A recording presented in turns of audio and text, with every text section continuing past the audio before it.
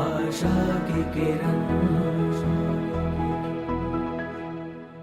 કોને કેટલી ધીરજ અને કોને કેટલો વૈરાગ્ય ખબર ક્યારે પડે? તો કે દેશકાળ આવે ત્યારે ધીરજની ખબર પડે, અને વિષય પદાર્થની પ્રાપ્તિ થાય ત્યારે વિરક્તિની વૈરાગ્યની ખબર પડે. મહારાજે પ્રથમના 3જા વચનામૃતમાં એમ પણ લખ્યું, મારે કે પ્રારબ્ધ અનુસાર કદાચ ગ્રસ્ત ભક્ત સુખ સમૃદ્ધિની પ્રાપ્તિ થાય. મુકેશ અંબાણી ત્યાં જન્મ હોય માણસ છે જ, ભાઈ હેલિકોપ્ટરમાં ફરે તો પ્લેનમાં જ ફરે ને, પણ એની વિરક્તિ તો વિરક્તિ જાય, એ ક્યાંય બંધાય નહીં. તમે એવું નહીં માનતા કે મોટા માણસો બંધાયેલા હોય જેની પાસે કાંઈ નથી એ બધા વિરક્ત હોય, એવું નથી.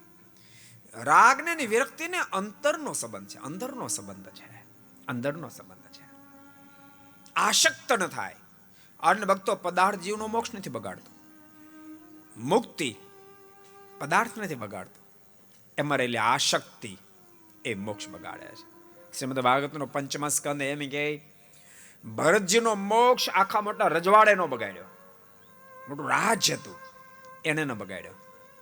એક મૃગલીના બચ્ચામાં આશક્તિ થઈ તો મૃગલીના બચ્ચાએ ભરતજીનો મોક્ષ બગાડ્યો છે, એમ શ્રીમદ ભાગવતનો 5મા સ્કંદ કહે છે.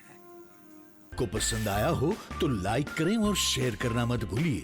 सब्सक्राइब करें सरदार कथा चैनल को और बेल आइकॉन पर क्लिक करना मत भूलिए लेटेस्ट वीडियो सबसे पहले पाने के लिए.